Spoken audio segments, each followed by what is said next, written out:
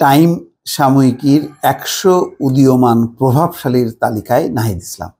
এই রিপোর্টটি গতকাল দেখেছি। গতকালকে এটি দেখার পর আমাকে অনেকে বলেছে যে তাহলে কি নাহিদ ইসলামদের পতন অনিবার্য? কেন? বলো যে টাইম ম্যাগাজিনে যাদের ছবি ওঠে এরকমভাবে তাদের নাকি পতন হয়। শেখ হাসিনার উঠছিল, শেখ হাসিনার পতন হয়েছে। আমি আর কিছু বললাম না। এই যে ১০০ উদীয়মান, তাহলে সারা বিশ্বে যত যাদের যাদের নাম ওঠে এরকম ১০০ জনের সবার কি পতন হয়? হয় না। এগুলো হলো একটা মিথ। বাংলাদেশে শেখ হাসিনার এগুলি প্রভাবশালী, এই প্রভাব তো কোনো খারাপ অর্থে বাংলাদেশের এই মানে প্রভাব, সে হচ্ছে একটা স্বৈর শাসন বা স্বৈর শাসক হিসাবে তার নামটা আসছে, সেই হিসেবে সে প্রভাব বিস্তার করে খারাপ অর্থে।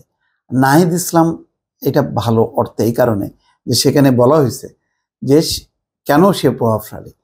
তো সে অবশ্যই নাহিদ ইসলামের নামটা বারবার এসছে। আমরা বৈষম্য বিরোধী ছাত্র আন্দোলনের সময় যে কয়েকজন নাম শুনছি, তার মধ্যে নাহিদ ইসলাম। বিশেষ করে তাকে, আপনাদের মনে আছে যে তাকে উঠায় নিয়ে যখন কি মানে পিটাইছিল, তার সমস্ত শরীরে দাগ, সেইটা আবার বিবিসি সহ বিভিন্ন আন্তর্জাতিক গণমাধ্যম কিন্তু সেটা দেখাইছে, তার পিঠে দাগ, পায়ে দাগ, তাকে যে অত্যাচার করে মোবাইল না পূর্বাচলের কোন ব্রিজের নিচে ফেলে রাখছিল, পরে সে সেখান থেকে চলে আসে।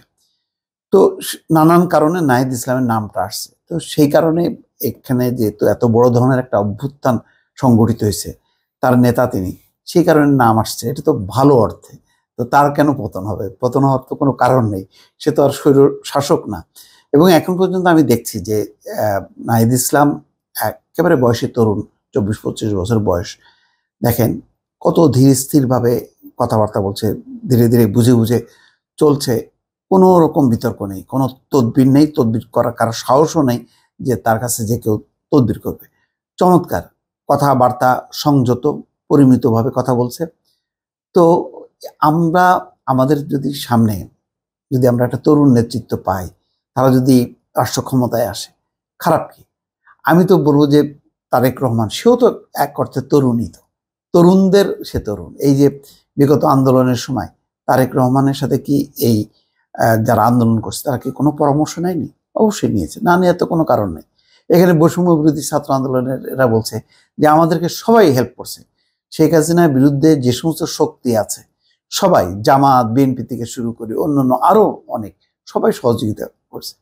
এখানে তো কোনো ইয়া করা হয়নি, যে বাছবিচার করা হয়নি। তো সেই অর্থে আমি মনে করি যে এটা খুবই একটা ভালো, এটা আমাদের জন্য গর্ব যে টাইম ম্যাগাজিনের মতন একটা খুবই একটা দায়িত্বশীল ম্যাগাজিন, সেখানে লিডার্সের ক্যাটাগরিতে নাহিদ ইসলামের নামটি আসছে। এবার পঞ্চমবারের মতো এই তালিকা প্রকাশ করা হলো। বিভিন্ন ক্ষেত্রে অবদান রাখা ১০০ ব্যক্তিকে ৫টি ক্যাটাগরিতে তুলে ধরা হয়েছে। লিডার্স ক্যাটাগরিতে নাহিদ ইসলাম ছাড়াও অন্যান্যদের মধ্যে থাইল্যান্ডের প্রধানমন্ত্রী, এখন যে প্রধানমন্ত্রী পেতাংতান সিনাওয়াত্রা, থাকসিন সিনাওয়াত্রার সম্ভবত কন্যা হবে তিনি, এবং যুক্তরাষ্ট্রের রিপাবলিকান পার্টির কো-চেয়ার লরা ট্রাম্প স্থান পেয়েছে। যুক্তরাষ্ট্রের টেলিভিশন ব্যক্তিত্ব লরা মার্কিন প্রেসিডেন্ট নির্বাচনে রিপাবলিকান পার্টির প্রার্থী ডোনাল্ড ট্রাম্পের ছেলে এরিক ট্রাম্পের স্ত্রী, তার নামটা চলে আসছে।